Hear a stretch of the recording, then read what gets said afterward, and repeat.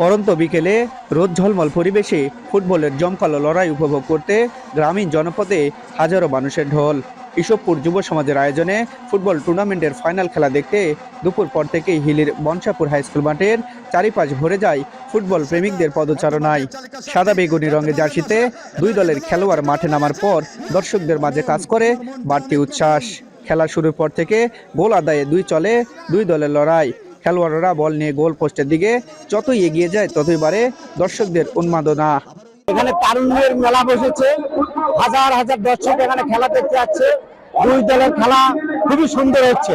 মাঠে যেন প্রত্যেক বছর এ ধরনের ফুটবল খেলা আয়োজন করা হয় সে প্রত্যাশা থাকবে। হাজার হাজার দর্শক, এত দর্শক আমার জীবনে, আমি 40 বছর বয়স, আমার জীবনে দেখি নাই।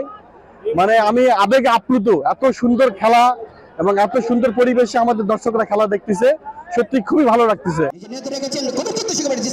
সীমান্তবর্তী উপজেলার যুব সমাজকে মাদক থেকে দূরে রাখতে ও ফুটবলের ঐতিহ্য ধরে রাখতে এমন আয়োজন বলছেন আয়োজকরা।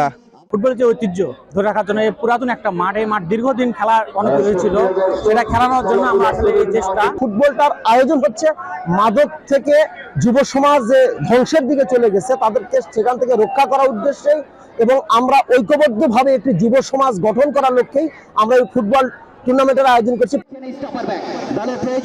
90 মিনিটের এই খেলায় দুই দলের মধ্যে এক গোলের সমতা আসলে টাইব্রেকারে হিলি একাডেমিক ফুটবল দলকে হারিয়ে ফাইনাল খেলায় প্রথম পুরস্কার হিসেবে গরু উপহার পায় নর্থ বেঙ্গল ফুটবল দল। সোহেল রানা, এখন হিলি।